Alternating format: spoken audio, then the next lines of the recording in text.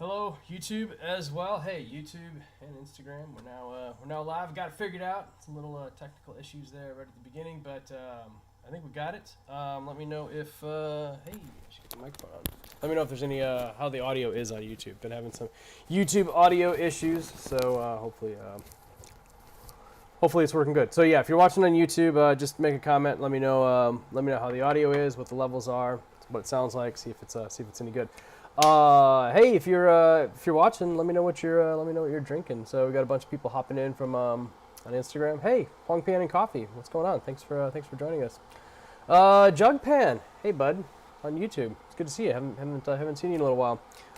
We're bringing some Naka. Audio's good. Good. Thanks guys. I had some audio issues that were unresolved, and finally figured them out during the live stream last time, which is it's nice. It's much easier when people can help me debug audio issues live, because it's kind of hard to hear your own live stream. Gong Fu Chadict, cool name. Drinking some Shangpur tonight. Naka, love it. Yeah, Naka, fun stuff, right? I love that name. Yeah, this one jokingly said it's gonna knock your socks off. It's a little dad joke for the day. This is good stuff, man. We haven't probably sold, Bard says it's low and muffled, same as last time. Huh. Okay, it should have been, I should have been able to get it at least, it may still be a little bit, muffled, but, that's, probably as good as I'm going to be able to get it, for now, so, but I appreciate the feedback.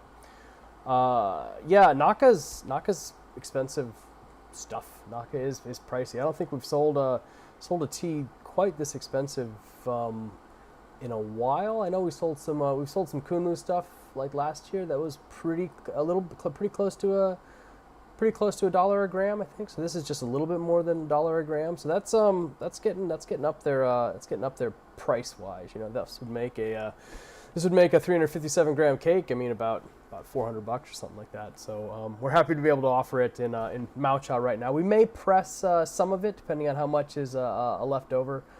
We really weren't able to buy that much. You know, it's pretty expensive stuff. So even for ourselves, not really able to buy a lot of it. So I'm happy to be able to have some in this live stream. So which is good stuff.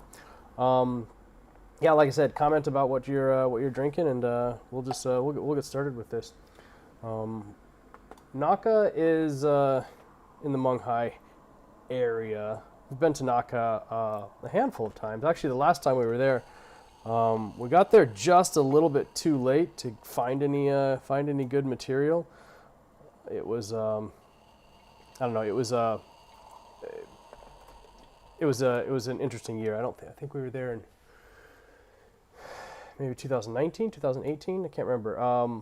There had been some, I think it was super dry, like really dry that year, and so there wasn't that much production. In fact, we only found one person who actually even had any material available for sale, and it was good origin, it was a good garden, but man, that guy had just processed that tea so bad.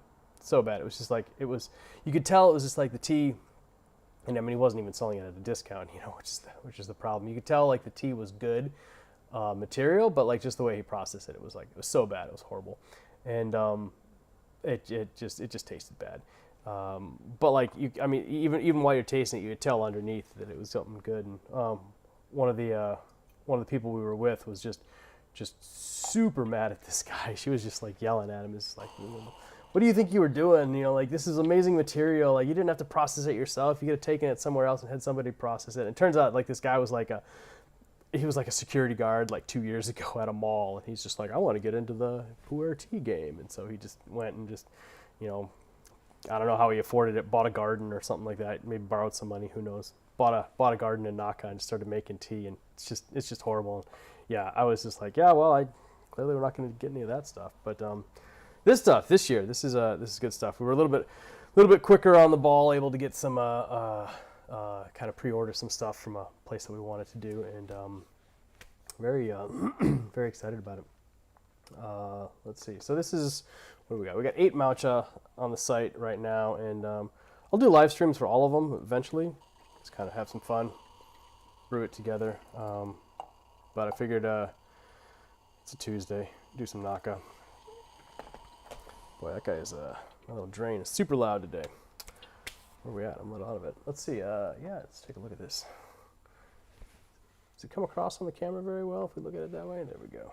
There you go. Everybody wants some nice fat Mao-Cha picks. This is good stuff, man. Super fresh. Really.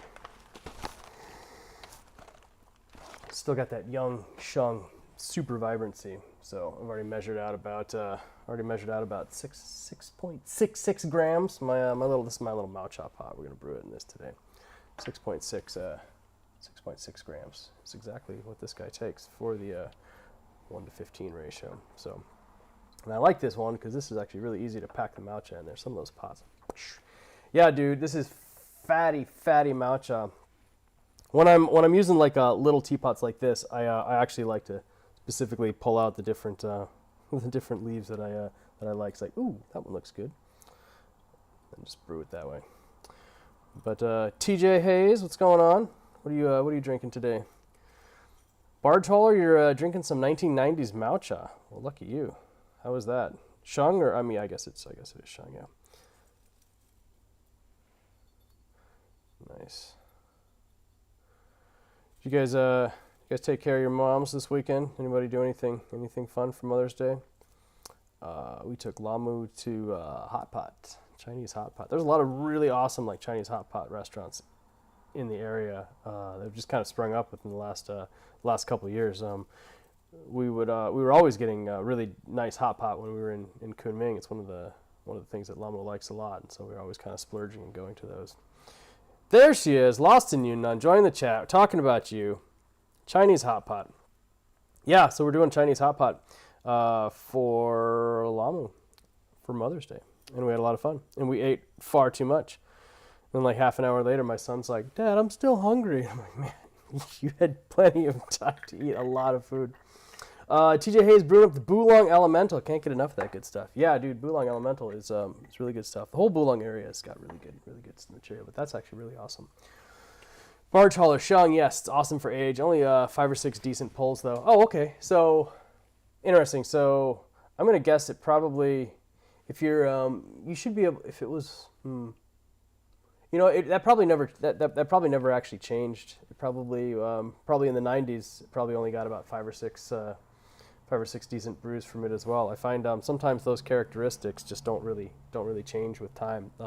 I've had some really interesting aged Shung where like really the only interesting thing about it is the fact that it was just old. It just tasted old, and I realized like that tea was probably just tasted like nothing when it was fresh, but now it's just older. It just has that old flavor to it. Really nice aromas from this. I find other teas more aromatic than Naka in general, but so even in this one here, I find the aromas are nice, but they're a little muted. I get a little you get a little bit spoiled with some other like stuff like Jingmai, which has such a potent aroma, or even like Linsang, which has just like our Linsang Section A, it's just like super aromatic. In this, the aromas are definitely a little muted. They're on the floral side. It's got fresh and grassy and young shung stuff going on, but it's all about the drink on this one. Tea with Neldon, debating on pulling out your 2019 cake of Manjua and seeing how much has changed. Yeah, dude, just don't debate. There's no debate. Jugpan, you think Naka is more like Ibu? Yeah, I can see that a little bit. I really like the energy in Naka, and I think this one is no slouch in the Cha Chi game. Yep, barge hauler. I'm gonna focus on that for now. Actually, I'm gonna do. Usually don't drink the wash, but we're definitely gonna drink a little bit of this one. When it's $1 plus a gram, you might as well at least have a sip.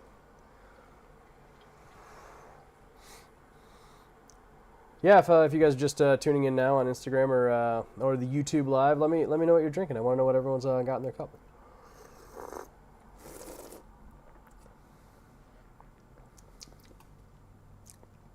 Yeah, it's still super light, way too light to drink. But oh, my shirt. Kinzaz asking is this a Watchmen reference?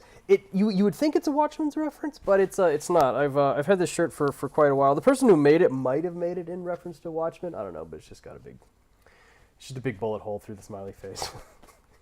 The back of the shirt is the other side of the smiley face with brains blown all over. I don't wear this shirt too much anymore, but I do get a big kick out of it. So. But yeah, I think the Watchmen was a drop of blood that had fallen onto a smiley face, whereas this is a smiley face. It's gotten one to the noggin. Jugpan, we don't have any Pasha. We didn't get any good Pasha Maucha and Maucha Shung this year. Parkeet slept 5 hours. It's past 10 a.m., but you're gonna brew Baby Dragon, dude. That's the way to start your. I'm assuming it's a Wednesday. Nice. What do we got?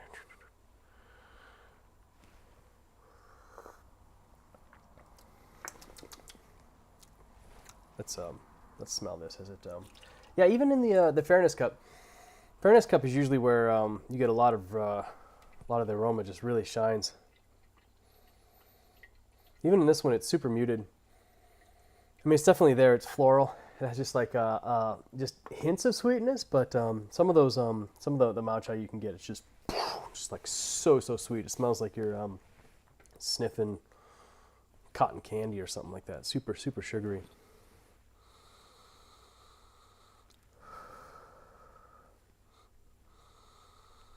Pretty much just smells like young shung. It's not herbal. It's not vegetal. It's not savory. It's slightly grassy, slightly florid, but not like those heavy, thick orchid aromas that you'll get from some of the shung these days.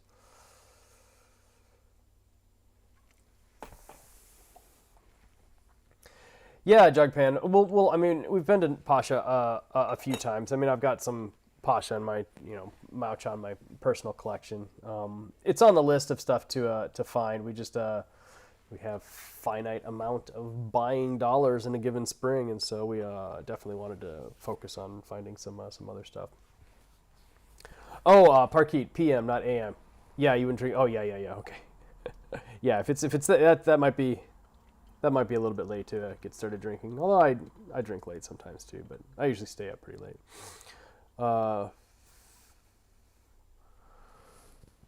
Let the Naka sit in for a while, or add more Maucha. What are you talking about?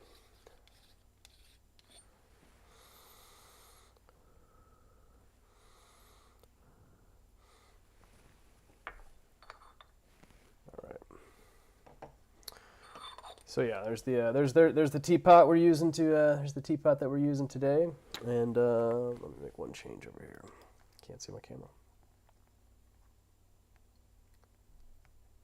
All right, there we go. Sorry guys, technical issues. Now I can see.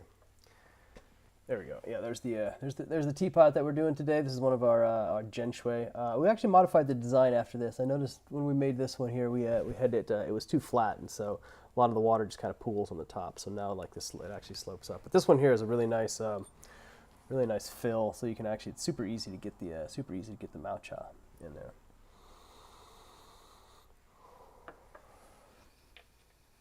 Oh, to make it more potent? Oh, yeah. No. There's no. Yeah, I won't be needing to make this more potent. It's just this one just kind of crawls. It just kind of. Poohhead, thanks for joining us, and Gavin Becker, thanks for joining us as well. Naka is unfermented shung. Well, Naka's just a village mountain area thing, but no. Yes, I mean.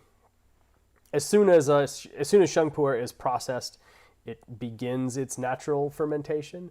But right after processing, it's very, very, very, very, very low. So it would be at like 0.00000% fermented. But it still would be called fermented at that point in time because it is going into that process. But then you would just define how old it is. So this is literally fresh shung. So the amount of fermentation that it's gone through is incredibly minimal. So it's super fresh.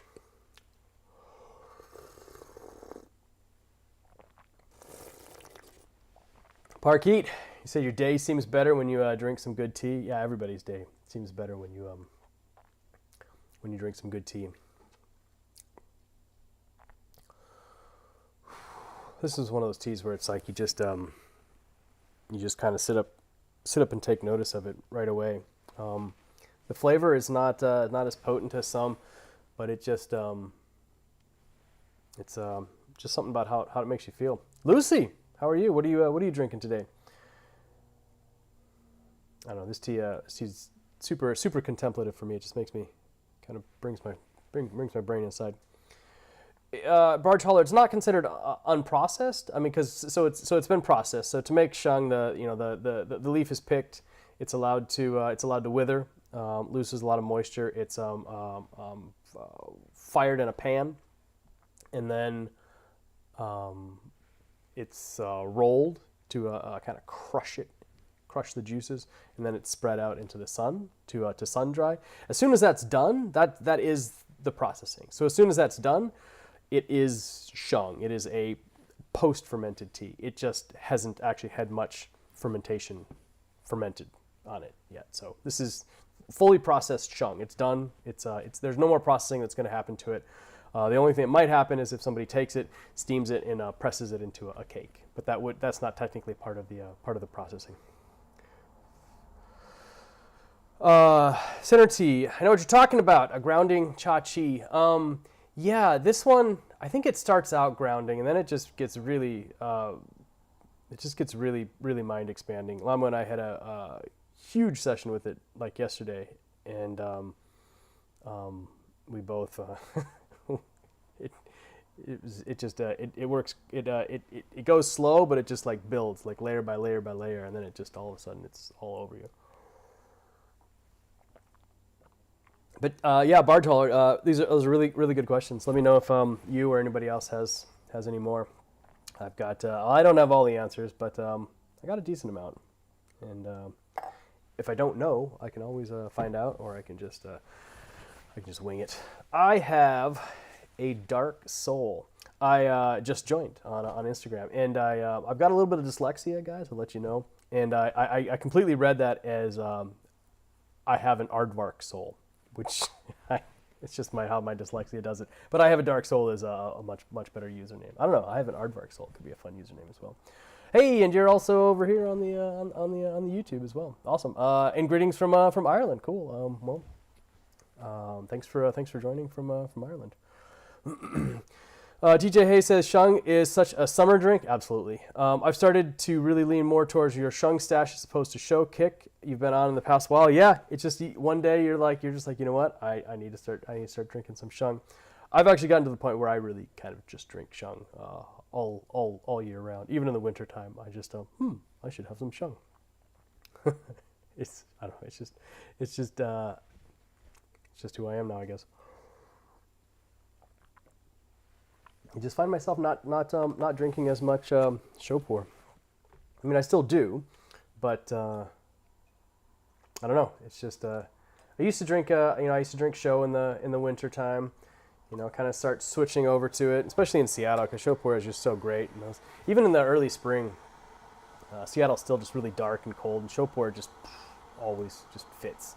It really does fit. But I don't know. Lately, my body just craves the shung. Younger the better. I got hooked on young shung in Yunnan. Just super young shung. We're sitting there all spring when we can get there. Sitting there with the farmers all day long, drinking fresh young shung. Go to the tea markets, tea shops at night, drinking more young shung. You just end up just drinking just a lot of it. And at first it was tough. It's kind of rough.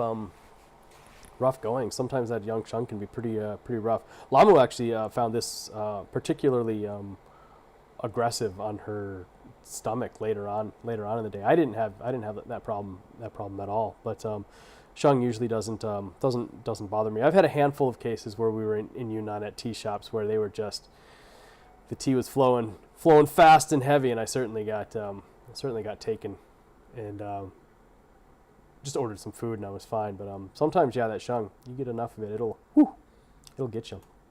But I don't find this one too strong for me. But it's thick. It's really thick, super juicy. Super juicy. Do you think I could steam a few grams of the mouth shot and make a single Dragon Ball using cheesecloth or something? Yeah, absolutely. That's all they do. It's all they do in China. That's what they do. So measure it out ahead of time. Measure out 8 grams. Put it in like a mesh basket over a boiling pot, and just steam it till it's pliable. And just take it and you take like the cheesecloth like this and just kind of like lay it onto there. Just kind of roll it all in and just tuck it into your thumb size, and then you just twist till it's really tight, and you get this. You kind of flip it like this. You can kind of like push it into like this little ball you'll have here. Push it up there and just roll it and twist it really tight. It doesn't even have to really be a cheesecloth. I think they just use just like thin cotton, even like a white T-shirt material. I think could work. But yeah, you could absolutely make your own Dragon Balls.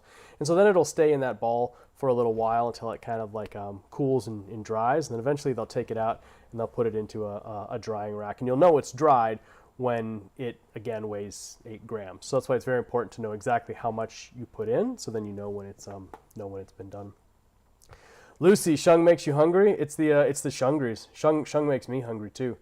When we used to do those sessions down at Phoenix Tea in Burien, for those of you who remember that or don't remember that, Friday afternoons we would go down to Phoenix Tea Shop, which is now closed, and in Burien, and we would do a live tea for like noon to 5 or something like that. So anybody who wanted to come by could just sit down, brew some tea and talk. It was nice. It was really great. But after 5 hours of drinking tea, we'd get pretty hungry. We'd go and everyone says, you're like, hey, drink pu'er tea for weight loss. But then when they don't realize, like, you drink enough of it, you just get really, really, really, really hungry. And so and then we would go and I'd eat like just giant meal at Smarty Pants or a pizza place nearby or something like that. Poohead, yeah, thanks for the advice. Good tip on the dry weight. Yes, that is the trick. Making sure you know how much goes in so that you know how much goes out. So then you know, because otherwise you wouldn't know how dry it is, and it may still have too much moisture in there. And you kind of want to let it dry in a relatively dry environment. I mean, they have controlled dehumidifying rooms that they dry the stuff in China. But you could just let it dry out on the counter, or like worst case, like a toaster oven, like set on low, and just have the tea balls like set on a like a little foil or something. Take one out every now and then, weigh it, measure it, and stuff. But yeah, make your own cakes, make your own bing chas, make your own to chas. That wet leaf is pretty pliable. You can shove it into a lot of shapes.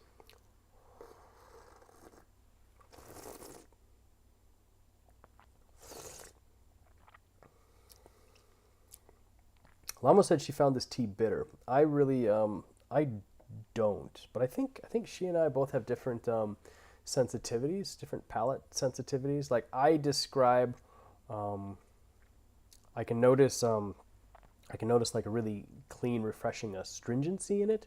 But she says it's bitter. So it's really interesting how different people can actually have different perceptions from the same tea.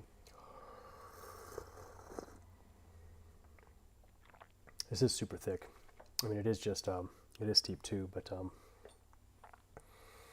can almost taste the buds. Pretty clean liquor-wise. There's a handful of actually the processing is pretty well done. There's a handful of little dust and broken bits that you get. Lama, would you like to drink a little bit of tea here? She would love to, everybody. The lovely Lamu Dawa, everyone, behind the camera. Hello, everybody.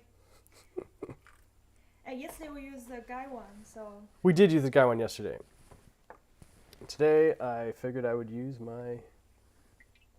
Generally, when we're in a more analytical tea brewing setup, I'll use a gaiwan, and we'll use porcelain cups, and I don't want anything to modify or change the tea or in any way. But I just really wanted to use my fancy cups and fancy teapot today. Jug pan, yeah, we were brewing. It wasn't a porcelain gaiwan. It was actually this one. Instagram's famous gaiwan, favorite gaiwan, which we've not been able to get any more of it made. So, Zealous Teas, what's going on? Thanks for joining us. What are you drinking? It's thick. It's really thick. today's more astringency. Today's more astringent than yesterday. I wonder if that. I wonder if the Genshui or the clay is kind of muting the bitterness for you. And more aromatic. You find it more aromatic? Yep. Here, take a sniff. Describe the aromas for everybody on camera. I'm gone. She's gone. I put her on the spot. Panic. She's out. Tea with Neldon kicks himself in the butt over not buying one of those gorgeous Gaiwans we had. Yeah, they're really nice Gaiwans. They were nice. They were a good price. Zealous Teas, do it herself. Urgent Kazoo, thanks guys. Zealous Teas says, eating lunch, Japanese food. Maybe you can get some green tea.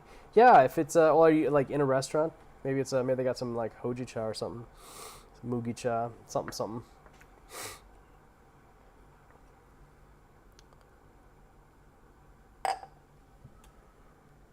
All right, water, heat up. Yeah, if you guys are just joining, I want to know what you guys are drinking. So let me know what's in your cup.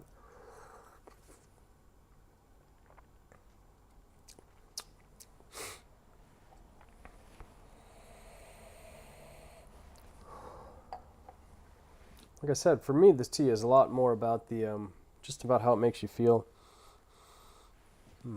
How's the Naka? Naka's pretty strong, man.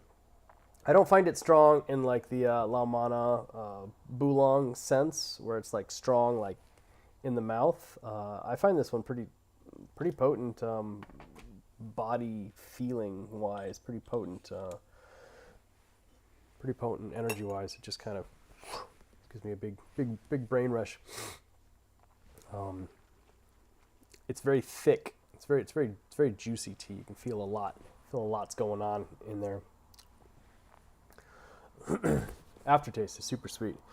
All right, tea with Neldon. Pull the Manjuan out. There you go, man. That's I want to know how that tastes. I want to know how that tastes as well. You got to let me know. I always like hearing feedback from people who've aged their own teas and stuff. Bethany Loves Company, drinking Beneath an Emerald Sea. Nice. It is, yeah. Beneath an Emerald Sea. That's what it's called. Somebody describe Mugicha for Kin's brews. All the Japanese teas kind of stick together in my my brain. I kind of forget what exactly is Mugicha. Poohhead's drinking Altered State. Second shunk session for you today. Wow. All right. Yeah, Altered State's another real that's another real heavy hitter. There we go. Yeah, you don't get a chance to do this as much with a cake because the act of opening a cake really breaks it and crushes it. And also, the older a tea is, the more it's been transferred around place to place, so you get a lot more broken material. But if you've just got fresh Maucha, you can actually get an indicator of the quality of the processing based on how much broken material is actually in the bottom of the cup, which is one reason. Well, actually, I did filter it, didn't I? Yeah, so there's a little bit. You can actually see what's in there. A little bit of dust. Go for that one too. Some little broken bits. And there's always going to be a little bit. It's impossible to actually process the tea and not break little tiny bits. Mugicha or Boricha in Korean is commonly served in Korean restaurants. Was somebody going to describe what it is? I forget what they do in Mugicha. Japanese have all sorts of fun different teas they do. Tea with Neldon, Mrs. Hidden Song. Found 8 more tongues. Don't worry, there's eight more tongues of it. That's it. Then we're done. Let's see. Kin's Brews drinking Bamboo Dove. Third tea today. Oh, there you go. A lot of teas. Simmered toasted barley. Okay, that's the one that's barley. barley tea. Tastes like sencha and rice. Yeah, it's got it's fairly savory if I remember correctly. Don Chado, what's going on, man? Speaking of Altered State, any thoughts on White Tea must be release? I don't know. Don't know what that means. Jugpan, am I ready for Obi-Wan Kenobi? This is the way the whole last live stream kind of deep dived into a discussion on the Star Wars universe. I'm absolutely ready for it. Absolutely ready for the Obi-Wan live release. I'll just I have set my expectations spectacularly low, so that it will definitely exceed my expectations.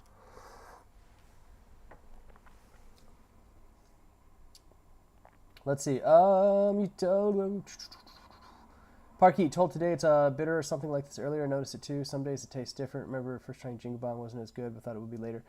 Yeah. Well, that's the funny thing. I mean, you have.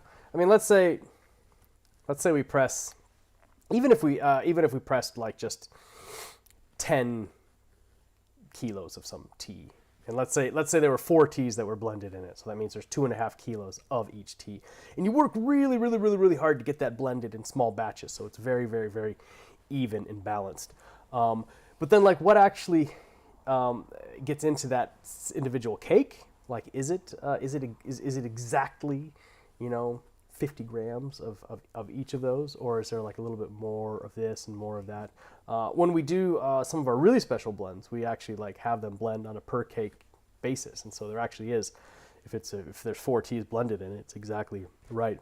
But like when I'm blending and I'm perfecting like the blend and I'm working together, like in my Gaiwan, I'll have like 10 grams and I'll have 2.5, 2.5, 2.5, 2.5 if it's like pure 25%, and so like that's exactly what I'm planning it. But when you actually get that 200 gram cake and you sit there with your tea pick, and like let's say you pulled off like 8 grams, it's like, well, I mean, is it really all like that one thing? And so that's why like session to session to session you can have different experiences. But the idea is that through the course of a cake, like the story that whole cake told you over all the sessions is what that cake is. It's one of the reasons why we encourage people to purchase cakes when they can. It makes a difference.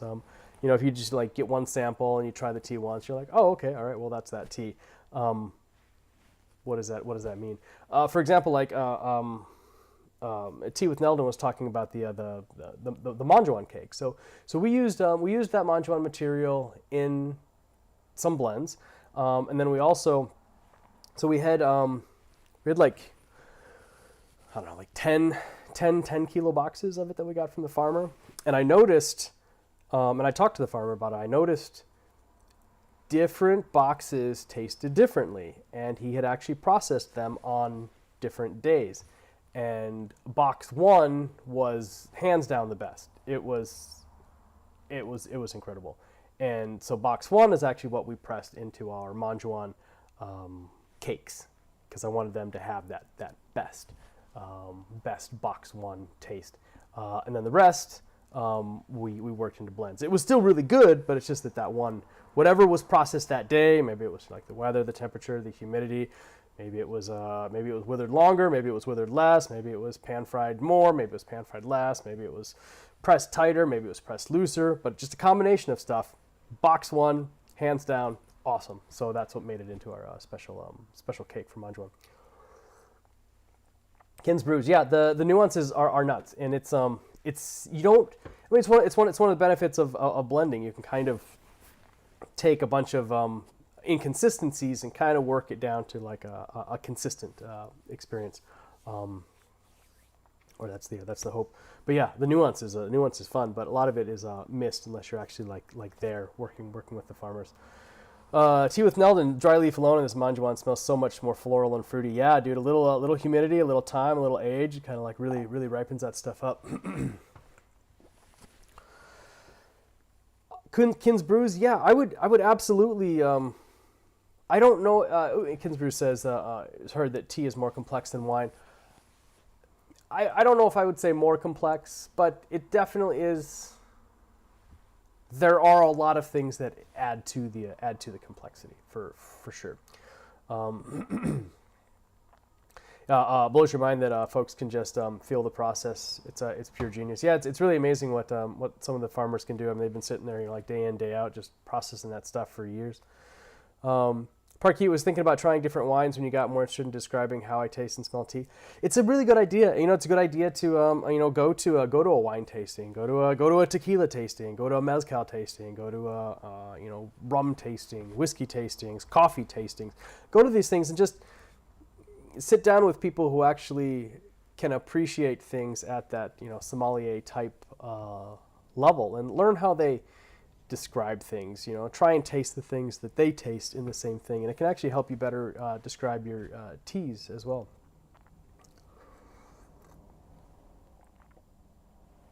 Yeah, that is the problem with Parkeet says you don't want to go too deep into it because you don't like being drunk too much. That is one of the issues with the alcohol industry, is that even at one sip you are inebriating yourself. You have become a little bit drunk, and granted at the tastings and stuff they just sip and spit, sip and spit, sip and spit. But I don't know if I'm drinking wine, I want to actually drink it. But you don't have to worry about that with tea. I mean, you can certainly get tea drunk, and you can get plastered out of your tea mind. Jealousy, switch to YouTube so you can multitask. Not a problem, man. It's good to see you on both. It's nice that you've got the option of choosing which platform you want to go to. Barge hauler, yeah, I do like I like sharing my knowledge. I like sharing my knowledge. I like sharing my tea. I like talking to people. So hit me up anytime we got a live stream up. I'm down to answer whatever questions you want. By the way, you got this rep of drinking matcha all day, at least on Reddit. I don't drink matcha all day, but I probably do have that rep. What makes you like matcha so much compared to processed teas, for example? Well, I mean, it depends on what you mean by oh, you mean pressed. I read that wrong. Dyslexia. Pressed teas, for example.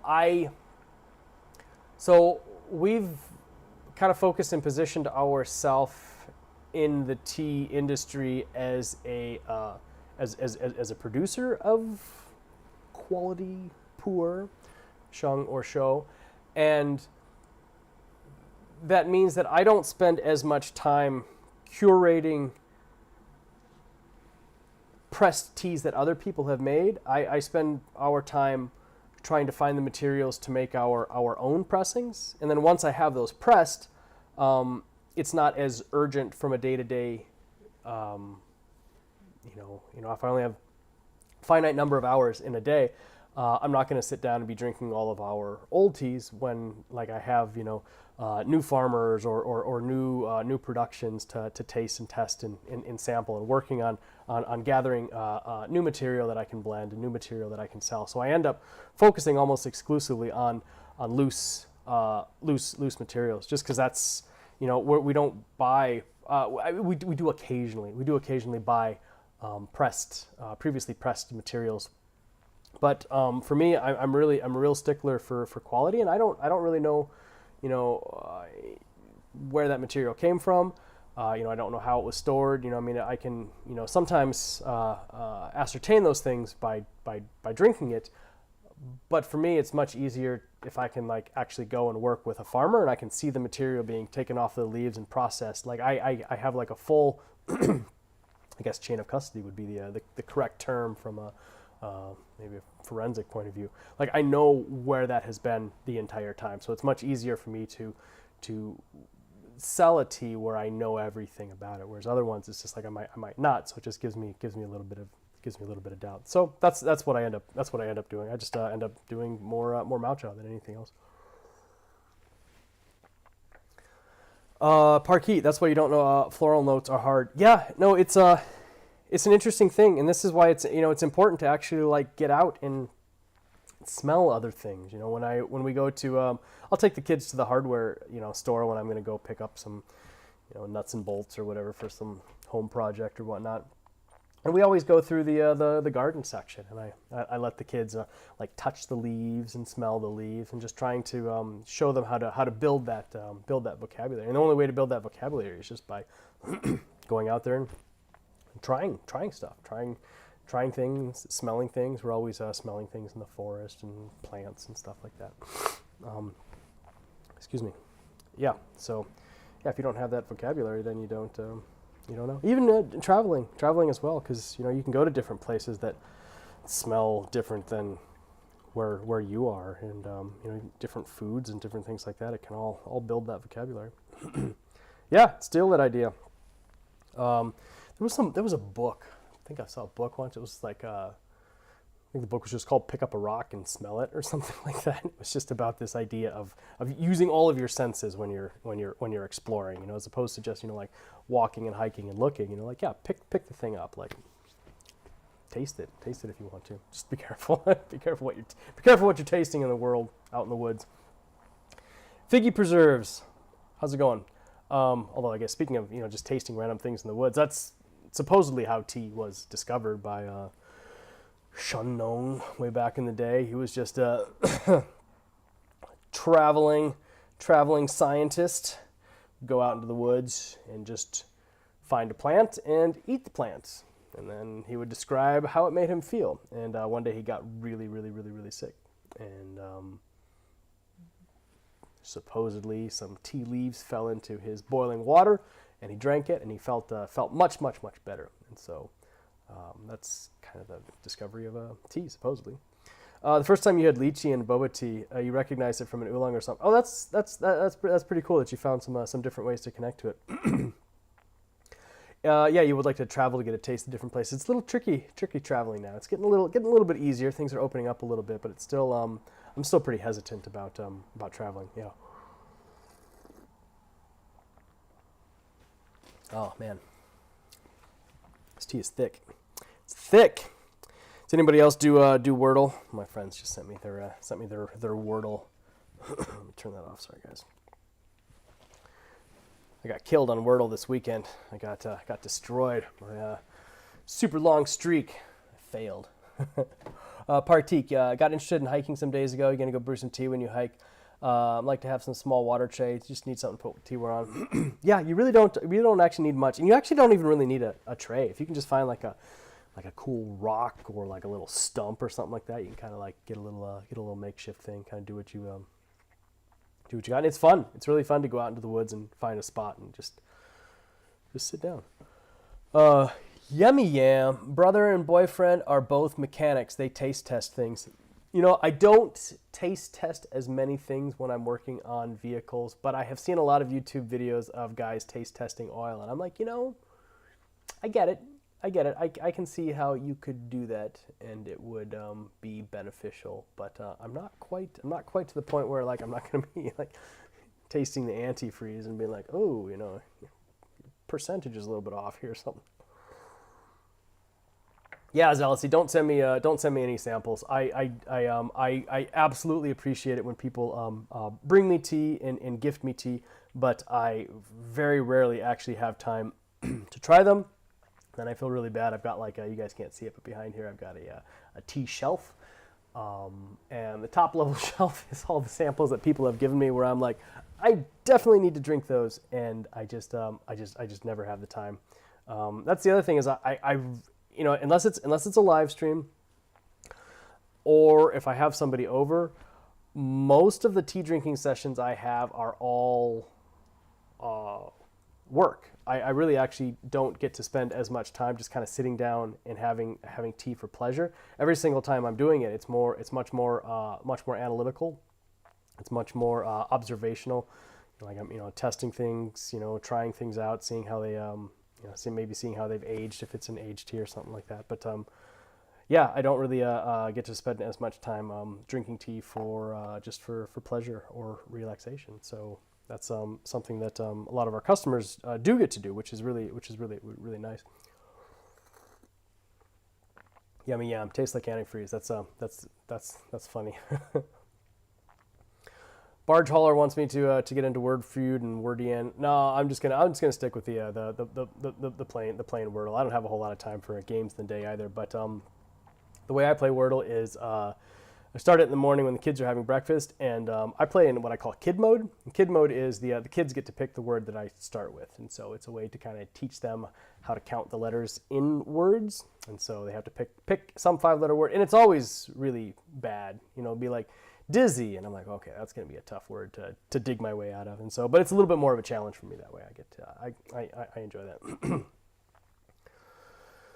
that. Spring in Yunnan is exhausting. You know, it's not as exhausting since it's harder for us to get to China right now. But when we're in Yunnan in the spring, you know, we'll be there for like 3 to 4 months, and like sun up to sundown, I'm working like nonstop.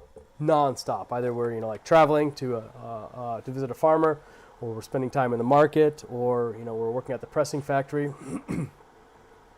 It's brutal. Really tough. So it's a little bit easier to do it here, but then, you know, I don't get we miss out on some deals, some like day of deals. You know, we're visiting some, you know, farmer we haven't checked in on in a while, and he's just like, hey, you know, somebody's, you know, walked out on this deal, and I got a bunch of this stuff, and I'll get it to you at a discount. And, you know, you just happen to be right there. Whereas if we're not actually right there, you just kind of lose out on some of those.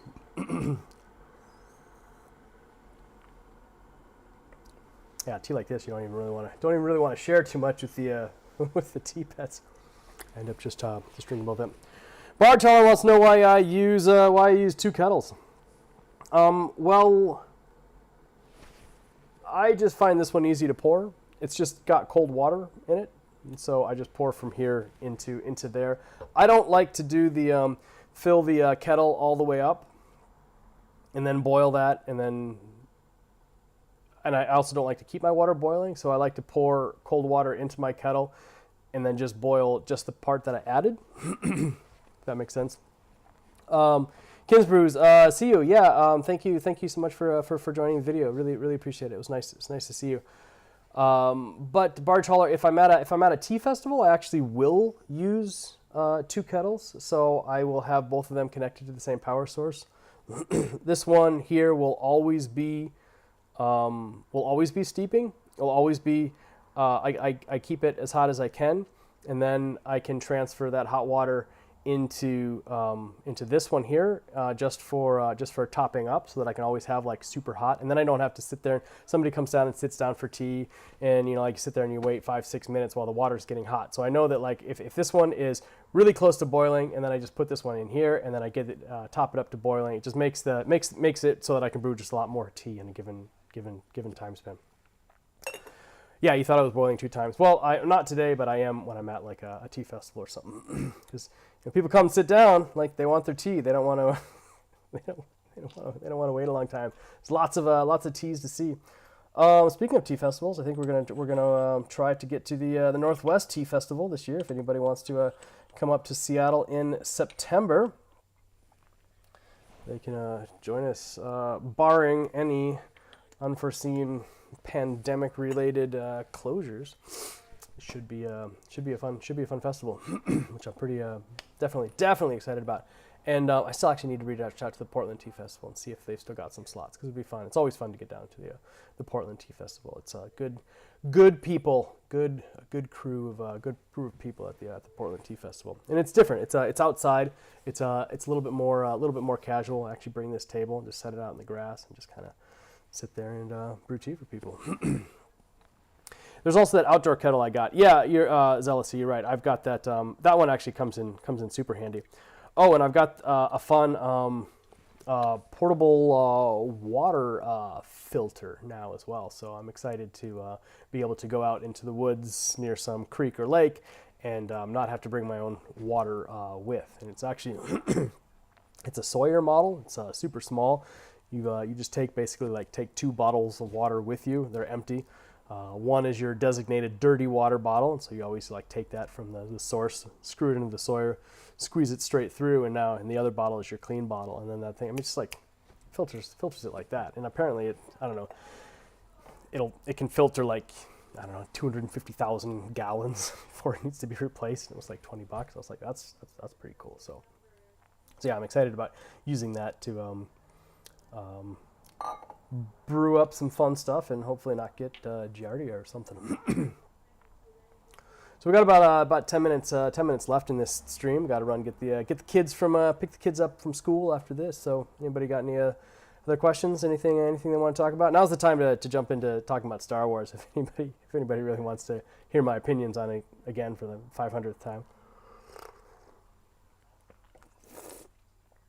Poohead says, yes, the Sawyer squeeze is awesome. Yeah, no, it really is. I saw somebody using it on like a prepper YouTube channel, and I was like, ooh, I absolutely need to get one of those. And so came in the mail, and Llama was out. It was just Gemma and I were at home. I'm like, Gemma's like, what did you get, Dad? I'm like, well, let's go see. And we went out in the backyard, just like scooped up like just the nastiest water. And Gemma's like looking at me like, what are we gonna do with that? And squeezed it through, and tasted great.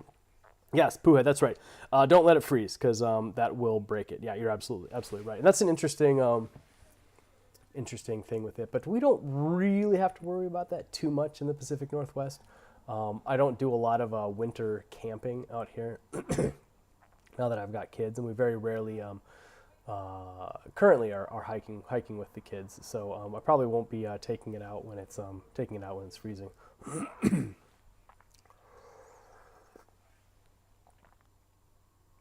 Oh yeah. No, man, this is a tea that you can sit with for a really long time. It is incredibly generous, and I don't think we've even scratched where this tea can go today. I probably only did like 5 steeps with it so far. My head's just buzzing.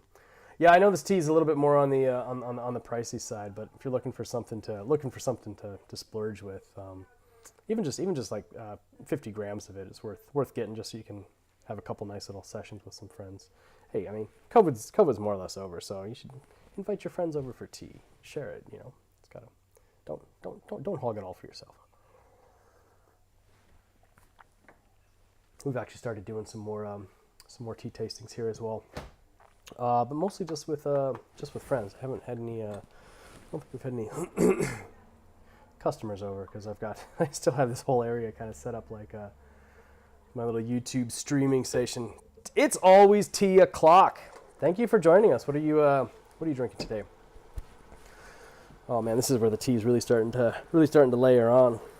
It's just every cup just feels like my head's getting squeezy.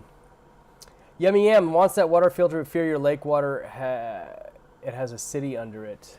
You fear your lake water has a city under it? What is that? I'm not sure what that means. But yeah, that water filter is actually pretty cool. Works really nice. I was pretty pleased with it. It's always tea o'clock, drinking nothing but hanging out in the car, waiting to drop off kids. That's funny, because I'm about to go get in the car and wait to pick up my kids. But that's what you got to do. Got to get the kids, pick the kids up, drop the kids off. That's the family life. Will be for the next decade or two, probably.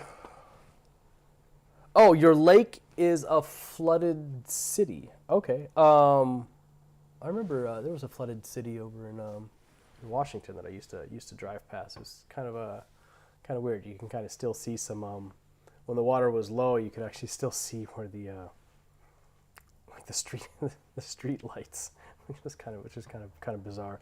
I think that Sawyer would probably do it fine. It does. I think it does really good. I mean, that can't be. I mean, I guess it really depends on what's actually in there. I guess there is some stuff that it won't get out. I mean, I guess if it was particularly concentrated with some gasoline or oil or something like that. But yeah, maybe not the best idea. I mean, it would probably be fine, I'm sure. But whatever. You said your boyfriend tastes diesel and oil all the time, so what can it hurt? Still buildings and cars under there. Ah, that's actually kind of cool. I say go for it. Give it a try. Just or not, whatever. It's you know more about that lake than I do. So, does anybody else live near underwater cities? Oh, do you see what was it? What was that lake? That lake in Nevada that's the water levels have been dropping so much that they're starting to find tons of dumped bodies like out there. Now the water levels are so low. Like the other day they found like giant, like 50-gallon oil drum that had a body in it, and now, 40 years ago would have been like 100 foot deep. They're like, no one will ever find this, and yeah, now they do. That's it's kind of creepy. Oh, Poohead says that they make one for polluted water. It's a 2-stage, so you go 1 to 2. So that makes sense. Poohead recommends just finding better water. Lake Mead, is that where it is? Lake Mead. You just moved away from there. I saw some of the pictures of that, and I'm like, you know what? That's it's kind of fascinating from like a cold case forensic perspective. Some people are going to be really what is a crashed plane there too? That's kind of cool. Yeah, the Pacific Northwest. I mean, so like the lakes that we have around here are ridiculously deep. I mean, they just drop. It's not that far across. If you ever look at a map, like the difference between like Seattle to Bellevue, it's really not that far. But that bridge spans maybe just the bridge span is maybe just like a quarter of a mile, like a half a mile. It's really not that far, that bridge span across there, but it's seriously like 800 or 900 feet deep down there. It's super deep. And there's apparently an entire train that was on a barge that was going across there in the 1800s. Big storm, barge crashes. And apparently some divers, actually some remote operated diving vehicle things, found it. And it's perfectly preserved because it's down in the bottom of cold fresh water at the bottom of this lake. Hasn't seen light in 120 years, and it's perfectly preserved train sitting down there. But yeah, there's all sorts of planes down there because Boeing used to have they used to build a bunch of the military planes at the south end of the lake, and they'd be testing and they'd crash. So there's planes all over the lakes around here. Am I located in China? Me? No, I'm in the Pacific Northwest right now. We get to China when we can. Tea with Neldon, here we thought the mob buried their victims in the desert. Well, maybe desert mobs probably do, but you gotta hide those bodies somewhere, I guess. Lake Mead, that's probably any lakes out there. I mean, I think if you actually fully dredged like most of the lakes around Washington, I mean, who knows what you'd find out there. Which lake is it that the train is on? Let me remember. Seattle Lake. Sunken train. What is that? There's is it it's Union or Washington? I forget which one it is. It's probably Lake Washington. Yeah, I think you can probably just search for Lake Washington. Yeah, I think it's Lake Washington. It's a big lake, really big lake, super deep. There you go, Yummy Yum. Lake Mead isn't far from Vegas, so that's where they dump their stuff there. That makes sense. Vegas. Gangsters. Well, this conversation went full circle, didn't it? Oh man, this tea, so good. I gotta make sure I brew up a nice big heavy session. Bring it into a Llama. Llama's working in the back room. Taxes. Llama does a lot of accounting stuff on the side, so always busy. Taxes. Government never stops. Don't forget. If you guys haven't paid your taxes yet, better do it. Any themed show coming? Dune, Star Wars, etc. We've got a show coming called Underworld. The guy that did the art for Carl Faulkner, he did the art for Dark Depths. He's working on the design for that. I think it's gonna be pretty cool. I do actually have a Star Wars-ish themed cake. Making a calling it Imperial Grade. It's perfect for Star Wars, right? It's calling it Imperial Grade. It's an entirely bud-heavy show, and it'll be pressed into bricks. And the wrapper will kind of make it look like a little Mandalorian Beskar brick. So I think that'll be kind of fun. So, but still working on that one. XML joining exactly as we're about to log off. But thanks for joining and saying hi. We'll be doing some more. Same with Jesse Simpson. Thanks for joining. We're about to call it on this one. Been drinking for about an hour. This is Naka. It's on our site. It's expensive, but it's worth it. So, anyways, awesome. I appreciate. Oh no, I'm sorry, XML. We'll be doing more. But anyways, I appreciate it. Thank you to everyone for joining. Thanks for buying our teas when you can. The next big thing we've got coming up is going to be 519 Shanghai. If you haven't heard, if you were unlucky enough to get a missing order on 5/19/2020, like hundreds and hundreds and hundreds of our customers did, if you lost an order on 5/19, on 5/19 this year, on the second anniversary of 5/19 Shanghai, we will be giving away a special cake of 5/19 Shanghai, new blend Shengpuer that we put together, for free if you lost an order. So yeah, if you lost an order on that day, stay tuned. We got a way to make it better for you, and so it'd be kind of fun. So, anyways, all right, guys, thank you so much. Have a good day. I'll see you around.